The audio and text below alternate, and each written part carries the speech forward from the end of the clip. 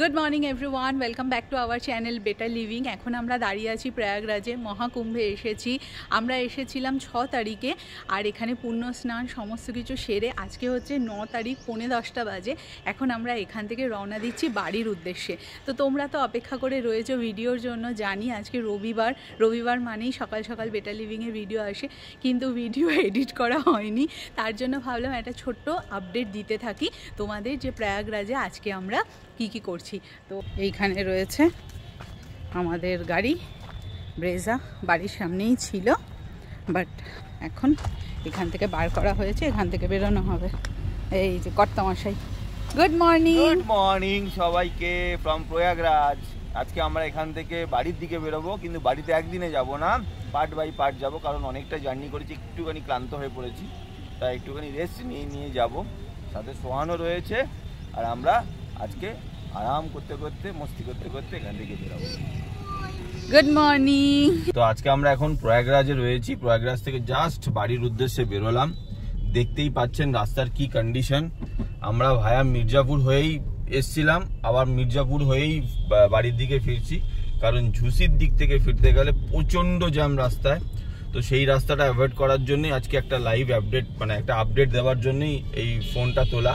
আর এই ভিডিওটা যাতে আপনাদের হেল্প হয়, যারা প্ল্যান করছেন যে 12 তারিখের আগে আসবেন। এই ভিড়টা না 12 কেন, এখন তো আমরা লোকালের থেকে যা শুনলাম, ওই যে ওই দিকে দেখুন, বাপরে পুরো ব্যারিগেটিং করে আটকে দেওয়া হয়েছে মানুষকে। প্রায় কোটি কোটি মানুষ ঢুকে গেছে। মানে 15 তারিখ পর্যন্ত এই রাস্তা চলবে, এটা ওনারা যেটা এক্সপেক্ট করছেন। মানে এখন শাহী স্নান তো আসছেই 12 তারিখে, 15 তারিখ পর্যন্ত এই অবস্থা চলবে। আর একমাত্র যেটুকুনি শুনলাম যে ঝুসির দিক থেকে আসতে গেলে প্রায় 20 কিলোমিটার আগে গাড়ি আটকে দিচ্ছে এখন, যদিও শাহী স্নান এখন নয়। আর মির্জাপুর দিয়ে আসতে গেলে গাড়ি নিয়ে ঢুকতে পারবেন প্রয়াগরাজের ভেতরে, তাও পুলিশের সাথে একটুখানি কথা বলে এমার্জেন্সি যা অবশ্যই বলবেন যে ভেতরে আমাদের হোটেল বুকিং রয়েছে। যদি হোটেল বুকিং নাও থাকে, আপনি বলবেন পুলিশকে যে ভেতরে আমাদের হোটেল বুকিং রয়েছে আর আমাদের ঢুকতে দেওয়া হোক মির্জাপুরে। আপনাদের বলে এইটা বললে অনেক কাউকেই ঢুকতে দিচ্ছে, যে ভেতরে যদি হোটেল বুকিং থাকে। তো সেইভাবেই একটা আপডেট দিয়ে দিলাম আপনাদের। এই দিকটা রাস্তা তুলনামূলকভাবেও একটু হালকা হলেও আমরা যে সাইডে ছিলাম আরেইলের একদম নৈনি ব্রিজের ওখানে তো যা মানে খুবই মানে চরম অবস্থা। মানে নৈনি ব্রিজে গাড়ি নিয়ে ওঠা তো মানে ভাবাই যাবে না এরকম অবস্থা। আর একবার যদি জ্যামে আটকানো যায় তাহলে কিন্তু মানে পুরো 3-4 ঘন্টা এত কোটি, মানে এমন লাগছে পুরো 1 লাখ করোড় আছে, মানে অনেক লোক আছে এখানে, মানে পুরো ব্যারিকেড দিয়ে পুরো আটকানো। আর সাথে আপনি মির্জাপুর থেকেই আসবেন, আর একটা পুলিশকে বলেই দেবেন সাথে। মেইন সমস্যাটা হচ্ছে কি, অনেকেই তো আসছে, সমস্যাটা প্রয়াগরাজে ঢুকে গেলে আপনার কিন্তু কোনো সমস্যা না। প্রয়াগরাজে ঢুকে গেলে আপনি ঠিক স্নান আপনার টাইমে করতে পারেন, কিন্তু মেইন প্রবলেমটাই হচ্ছে আপনি প্রয়াগরাজে ঢুকতে দেওয়া হচ্ছে না, ওটাই চ্যালেঞ্জ। প্রয়াগরাজে ঢোকার আমরা যতদূর জানি যে 5টা ওয়ে আছে, ওই 5টা জায়গাকেই এমন ভাবে ব্যারিকেড করে আটকে দেওয়া আছে, আর পুলিশ দিয়ে পুরো কড়া রেস্ট্রিকশন, যে মানে বুঝে তারপরে আর কি এই প্রয়াগরাজের ভেতরে ঢুকতে পারা যাচ্ছে। মেইন ওইটাই সব থেকে বড় চ্যালেঞ্জেস, যে যদি ঢুকে যান তাহলে স্নান হয়ে যাবে, কিন্তু মেন হয়ে গেছে ঢোকাটাই মানে কালঘাম করে দিচ্ছে। আর যারা গাড়ি নিয়ে আসবে বলছে, আমরা তো 2-3 দিন তো এখানে ছিলাম, আমরা মোটামুটি ঝুসি আড়েল সব সাইডটাই দেখেছি। আড়েল সাইড মাচ বেটার, ঝুসি সাইডে আরো কেওয়াসটা বেশি। আর প্রয়াগরাজে কিন্তু রাত্রেবেলা চরম ঠান্ডা, মানে আমাদের কলকাতাতে খুব যখন হেভি শীত পড়ে, সেই শীতেও কিন্তু এতটা ঠান্ডা পড়ে না। এখানে বিশাল হাওয়া, সব থেকে বড় হচ্ছে বিশাল হাওয়া সবসময় একটা কনকনে হাওয়া বইছে। তো দিনের বেলা খুব একটা অসুবিধা হচ্ছে না, কিন্তু যেই সন্ধে হচ্ছে তখনই প্রচন্ড হাওয়া, তাই একটা ভালো রকমের শীতের বস্ত্র নিয়ে আসা উচিত। আর অবশ্যই যেগুলো ক্যারি করবেন হচ্ছে টুপি, চশমা, মুখের মাস্ক, আর শু পরলে ভালো হয়। শুটা চেষ্টা করবেন পরবেন, শু আর একটা স্লিপার দুটো ক্যারি করলে ভালো হয়। Hand sanitizer. কালকে একটা ঘটনা হয়েছে, আমরা যে হোটেলে ছিলাম সেই হোটেলে প্রায় অনেকেই তো বুকিং করছে, তো 50 জনের একটা টিম, কোনো একজন আমার ডাক্তারবাবু, এরা সব বুকিং করে রেখেছে, কিন্তু বুকিং করার পরও তারা আসতে পারেনি। তারা আসছিল অ্যাকচুয়ালি বারাণসী ঝুসি হয়ে, তো তারা কিন্তু আসতে পারলো না, এতটাই রাস্তায় জ্যাম। আর এখানে এরকম প্রচুর বাইক সার্ভিস রয়েছে, যে যারা বাইকে করে ঘাটের দিকে নিয়ে যাবে, তো যদি হাঁটতে হয়ে গেল তো যা। বাইক সার্ভিসটা সব থেকে ভালো। একটা বাইকের যদি অ্যারেঞ্জমেন্ট এখান থেকে করতে পারেন, যেই হোটেলেই আছেন বা যেই হোমস্টেতেই রয়েছেন তাদের সাথেই কথা বলবেন, তারাই আপনাদের বাইক এবং মানে স্কুটির ব্যবস্থা করে দেবে। চেষ্টা করুন বাইক বা স্কুটির মাধ্যমে ঘোরা, এতে আপনার একটা খরচা বাঁচবে, প্লাস খরচার থেকেও মেন কথা হচ্ছে টোটো বা যেই গাড়িগুলো ওগুলোকেও ঢুকতে দিচ্ছে না। আপনি একমাত্র বাইক থাকলেই আপনি একবারে নিজের পরিবার নিয়ে পুরো একদম ঘাট পর্যন্ত পৌঁছাতে পারবেন, ইভেন ঘাটের দিকে নামিয়েও দিতে পারবেন। তো বাইকটা চেষ্টা করবেন অ্যাভেল করতে। ইভেন ওখানে অনেক ছেলেরাও রয়েছে যারা নিজেদের বাইক নিয়ে এখন বাইক সার্ভিস দিচ্ছে। মানে দিচ্ছে। এই দেখুন, এই মানে পেছনে বসিয়ে এরকম দুজন করে নিয়ে যাচ্ছে সবাই। এই বাইক সার্ভিসটাই এখানে খুব চলছে, আর এটা খুব কনভিনিয়েন্স। আর এখানে কিন্তু হেলমেটের অত ব্যাপার নেই, একমাত্র পেট্রোল ভরাতে গেলে আপনার হেলমেট লাগে এখানে। তীর্থ করতে আসলে তো হাঁটতে হবেই, মিনিমাম 2-3 কিলোমিটার এটা হাঁটতেই হবে, সবাইকেই হাঁটতে হয়, আমরাও হেঁটেছি। ঢোকা আর প্রয়াগরাজ থেকে বেরানো, এই দুটোই হচ্ছে চ্যালেঞ্জের ব্যাপার। এই সামনেই দেখাচ্ছে 23 মিনিটের জ্যাম। কোন রাস্তা? ওই যে রাস্তাকে আটকে রেখেছিল, মানে এই ভিড়টাকে ওই পাশে পুরো মানে ব্যারিকেড করে মানুষকে আটকে রেখেছিল।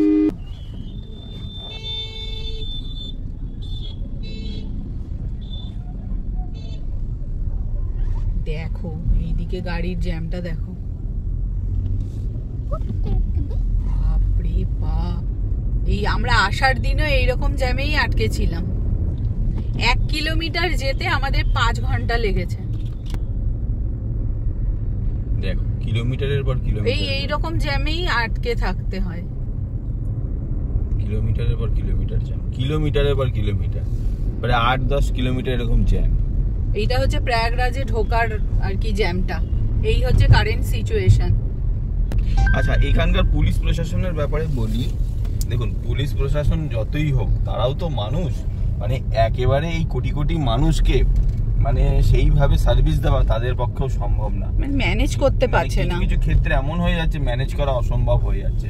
তারা কি করছে, জায়গায় জায়গায় যতটা পারছে স্টপ করিয়ে দিচ্ছে, ইভেন কিছু কিছু জায়গায় তো বাইকওয়ালাকেও যেতে দিচ্ছে না, এরকম অবস্থা হয়ে যাচ্ছে। কিন্তু তারপরেও লোকালরা সেই ঝুট ঝামেলা করে টোটে ঠিক ঢুকে যাচ্ছে, মানে জিনিসটা না যতটা পারছে আয়ত্ত আনার চেষ্টা করছে, কিন্তু হচ্ছে না, সেইভাবে হচ্ছে না। আর এখানে সব থেকে আমার ব্যক্তিগতভাবে খারাপ লেগেছে সেটা হচ্ছে এখানকার এই ভিআইপি কালচার। এই ভিআইপিরা যখন আসছে তখন গঙ্গা স্নান আধা ঘন্টা 1 ঘন্টার জন্য আটকে দিচ্ছে, বোটিং বন্ধ হয়ে যাচ্ছে 1 ঘন্টা 2 ঘন্টার জন্য, বোটিং বন্ধ করে দিচ্ছে। তারপর হচ্ছে যে যার মতন মানে তখন কি মানে পুরো গাড়ি চলাচল বন্ধ করে দিচ্ছে। তো এই ভিআইপি কালচার গুলো বন্ধ না, মানে আমার মনে হয় ইমিডিয়েট বন্ধ করা উচিত। কলকাতা থেকে গাড়ি নিয়ে আসলে কিন্তু এইখানেই মানে গাড়ি পার্ক করতে বলছে। এই যে রাত্রেবেলা এইখানে গাড়ি আটকে রেখেছিল, এইখানে যখন আমরা মির্জাপুর হয়ে ঢুকলাম ঠিক এইখানটা আমাকে বললো আপনি গাড়ি নিয়ে ঢুকতে পারবেন না, আপনি আগে এইখানটা দাঁড়ান। আমাকে এখানে দাঁড় করালো, তখন আমি গিয়ে বললাম যে স্যার আমার ভেতরে কিন্তু হোটেল বুকিং আছে, তো আমি কি যেতে পারি, সাথে আমার বাচ্চাও রয়েছে। তো বললো কিছুক্ষণ পরার পর বললো তোমার গাড়ি কাহা পে হ্যাঁ, ও উধার মে খাড়া হ্যাঁ, বলে জলদি লেকে আও জলদি লেকে আও। জলদি লেকে নিয়ে যেয়ে আসলাম বলে তখন আমাকে ভেতরে ঢুকতে দিল। প্রায় এখানে আমি 15-20 মিনিট আটকে ছিলাম, তারপর আমাকে ঢুকতে দিয়েছে।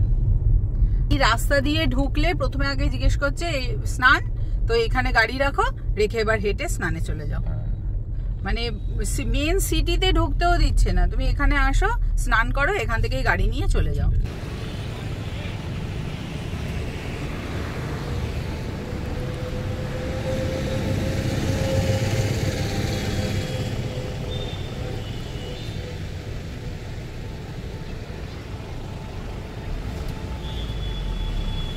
শুধু সামনের এই অবস্থাটা দেখুন,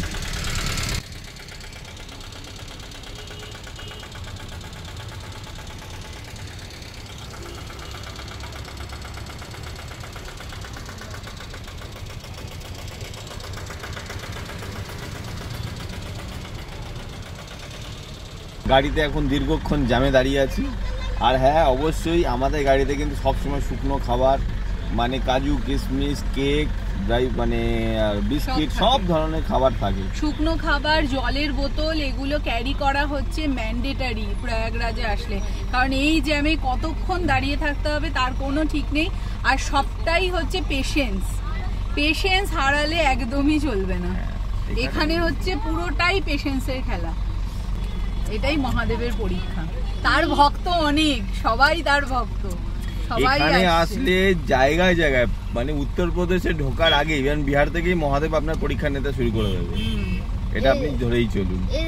মানে কত টাইম দাঁড়িয়ে আছে তো দাঁড়িয়েই আছে, দেখাচ্ছে সোহান তো গাড়িতেই ঘুমাচ্ছিল আসার সময়। না দেখাচ্ছে 20-22 মিনিটের জ্যাম, ওটা মিনিমাম 3 ঘন্টা, 2 ঘন্টা, 2.5 ঘন্টা এরকম লেগেই যায়। আর জ্যামে আমি পিছনে, মানে আমরা আজকে ভাবছি তো ঔরঙ্গাবাদ যাব, কিন্তু মানে আমাদের প্রয়াগরাজ থেকে ঔরঙ্গাবাদ মাত্র 250 কিলোমিটারের মধ্যে, মানে যেতে খুব জোর সময় লাগতো হয়তো 4 থেকে 5 ঘন্টা বা 6 ঘন্টা, সেটা এখন গিয়ে কতক্ষণ লাগে দেখুন শুধু। কিন্তু হ্যাঁ, সবাই আসতে পারবে, এমন না যে আমি আসতে পারবো না। হ্যাঁ, 20 ঘন্টাটা হয়তো 26 ঘন্টায় গিয়ে দাঁড়াবে, 30 ঘন্টায় গিয়ে দাঁড়াবে, কিন্তু পৌঁছাতে সবাই পারবে। বলো, অনেকে ধৈর্যটা একটা ব্যাপার। মানে কত ক্রিপি, মানে ভোলেনাথজি এখানে বলবে যে আমি আগে পরীক্ষা দেব না, ও যদি চলে যাবে তাহলে এ আমাকে পছন্দ করে না, যদি এ আসবে তাহলে এ আমার ভালো লাগে। তো ওই ভোলেনাথজি অনেক এক্সাম দিল আমাদেরকে, তারপরে আমরা পৌঁছে গেলাম। আমরা স্নানও করে নিলাম, স্নান করে ফেললাম, আবার এখন বাড়ি যাওয়ার জন্য পরীক্ষা দিতে আমরা বাড়ির দিকে যাচ্ছি। আর এই কদিন প্রয়াগরাজে থেকে অনেক শর্টসই তোমাদের সাথে শেয়ার করেছি, আই হোপ সবার কাজে এসেছে। আমি ইনস্টাগ্রামে লাইভ করি।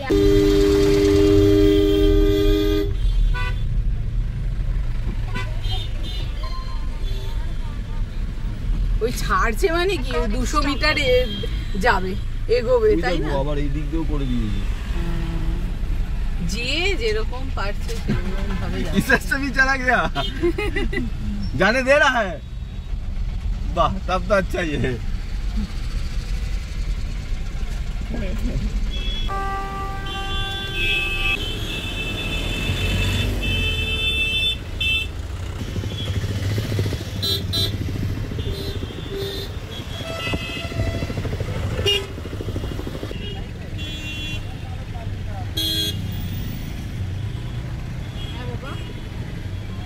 আমরা ভেবেছিলাম যে অন্তত যাওয়ার সময় রাস্তাটা খালি পাবো, ও বাবা কে বলেছে যাওয়ার সময় রাস্তা খালি। এখানে আমার সামনে ব্যারিকেড লাগিয়ে দিয়েছে, আর পেছনে তো দেখতেই পাচ্ছেন কি অবস্থা।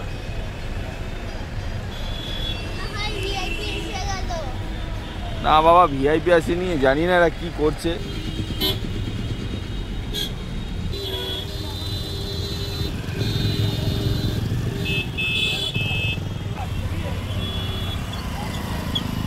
বর্তমানে পুরো প্রয়াগরাজ সিটি পুরো জ্যামে আটকে আছে, পুরো প্রয়াগরাজ সিটি বলতে গেলে পুরো চোখ। এই দেখুন,